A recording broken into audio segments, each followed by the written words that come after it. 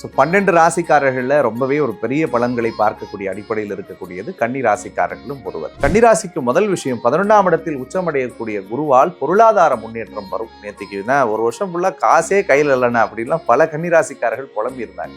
நீங்கள் கட்டுக்கட்டா பணம் வச்சு இந்த வருஷம் முழுக்க செலவு பண்ணுவாங்க. சனி போனதுலேருந்து கடன் சுமைகளில் மாட்டியிருந்த கன்னிராசிக்காரர்கள் கடனை படிப்படியாக அடைப்பார்கள். அதே மாதிரி இழந்த பட்டம், பதவி, பொறுப்பு, புகழ் கன்னிராசிக்கு தேடி வரும்.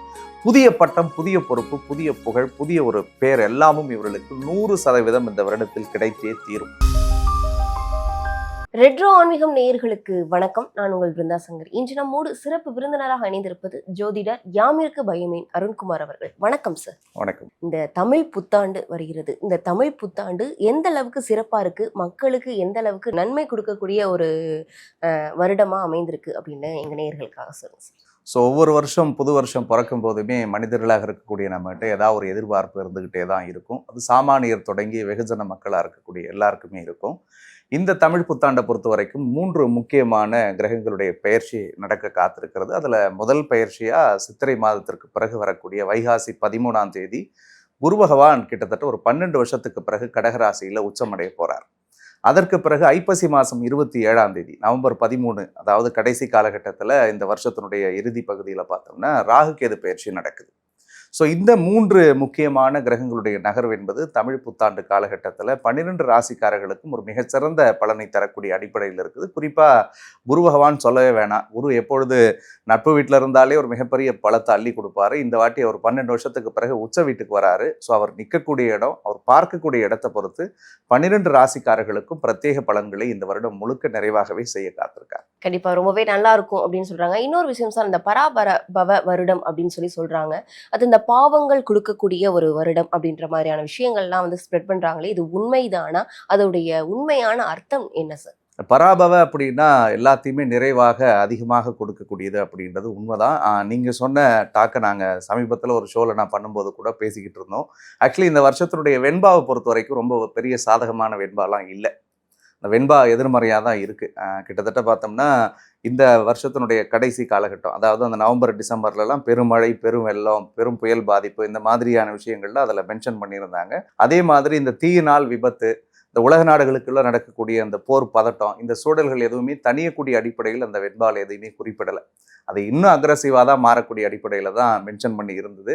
அதை தாண்டி இருக்கக்கூடிய அந்த 4 வகை மனிதர்கள் அல்லது 4 வகையாக இருக்கக்கூடிய அந்த உயிரினங்கள்னு சொல்லி பிரித்து பார்த்தா கூட அவங்களுக்குமே பெரிய அளவில் ஒரு சாதக பலன்களை அந்த வெண்பாலை குறிப்பிடலை அப்படின்றதுனால மக்களாகி நீங்கள் யாரும் பெருசாக பயப்படணுன்ற அவசியம் கிடையாது. அதுக்கு முக்கிய காரணம் என்னென்னா, இந்த வருஷத்தினுடைய ராஜாவாக குரு பகவான் வருகிறார். இந்த ராஜாவாக குரு வரும் பொழுது அந்த குரு இந்த வருஷம் முழுக்க உச்சமாக இருக்கும் பொழுது உங்களுக்கு எதுக்கு பயம்? தேவையே இல்லைல்ல.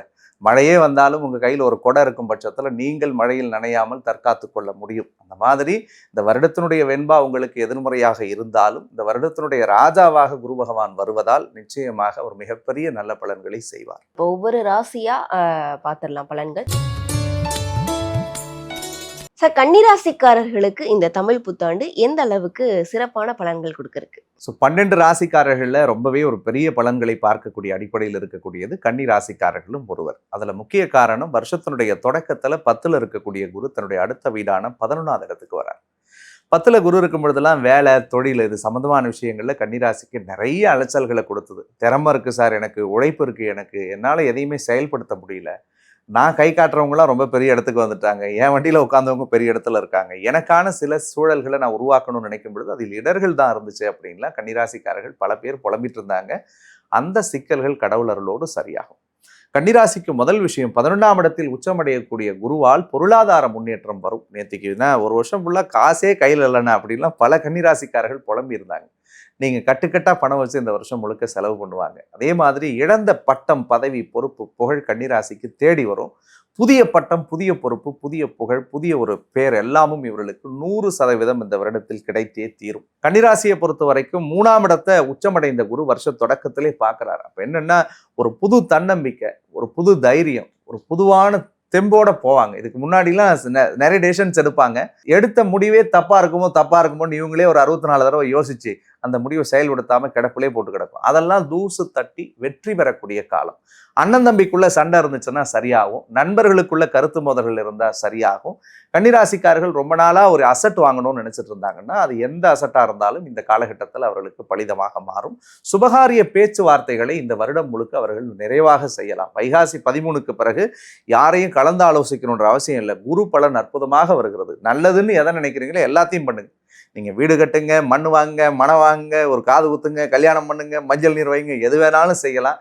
அத்தனை சுபகாரிய பிராப்தமும் அனுகூலமாக கூடி வரக்கூடிய அற்புதத்தை ஏற்படுத்தும்.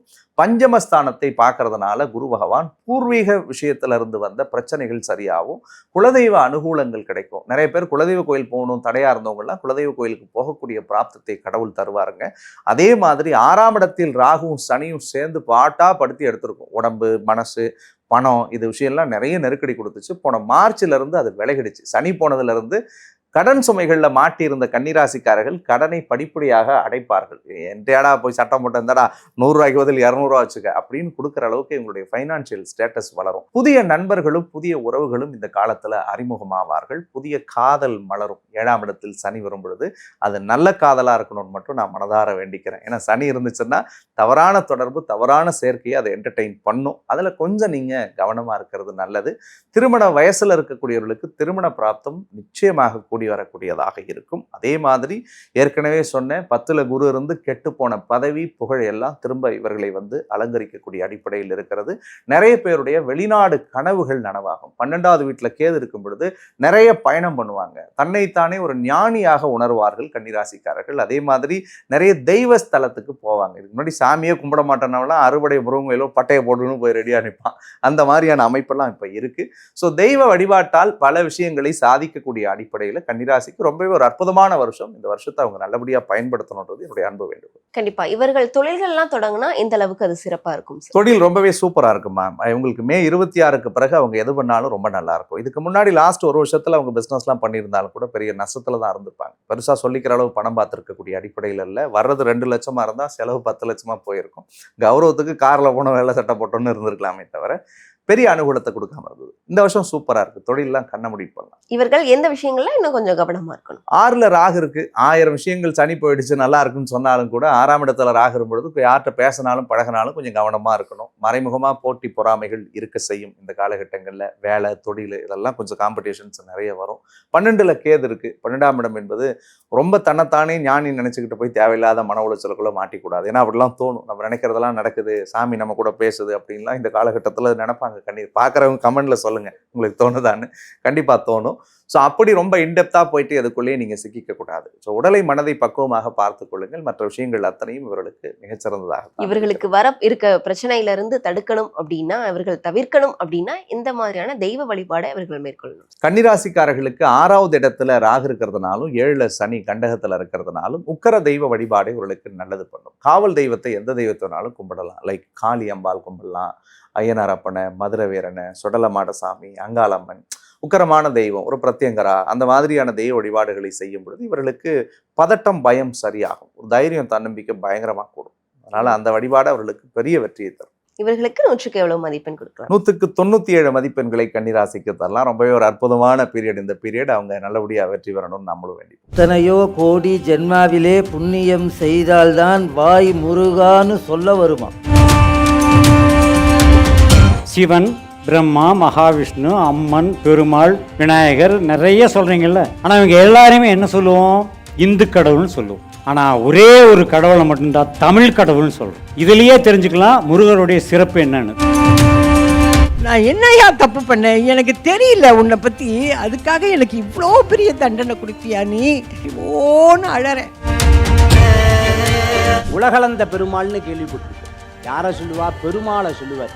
ஆனால் முருகப்பெருமான் 2வது முகமாக பூமிக்கும் வானத்திற்கும் காட்சி கொடுக்கக்கூடிய முருகன் 2வது முகம் வாமதேவ முகம்னு பேரு. உங்களுக்கு ஒரு கஷ்டம் வந்துருச்சு, என்ன பண்ணுவீங்க? முருகன்னா சொல்லுவீங்க, ஐயோ முருகா என்னை எப்ப காப்பாத்துவ? எனக்கு யாசகம் போட்டுட்டு போனாங்க. நான் யாசகம் வாங்க போன இடத்துல உட்கார்ந்தேன்னு கூட எனக்கு தெரியாது. அதாவது சொல்லுவாங்க, செவ்வாய் வெறுவாய் அல்ல, முருகனை நினைத்தால் முருகா என்ற ஒத்த சொல்லுக்கு, அந்த ஒத்த மந்திரத்திற்கு அங்க வருவாய் மட்டுமே இருக்கும். வரம்பில்லாத அருளை தருபவன் முருகன். அப்ப எதிரியான அந்த சூரபதுமனையே தன்னோடு வைத்துக் கொள்ளும் முருகப்பெருமான் நமக்கு எதை தர மாட்டான்?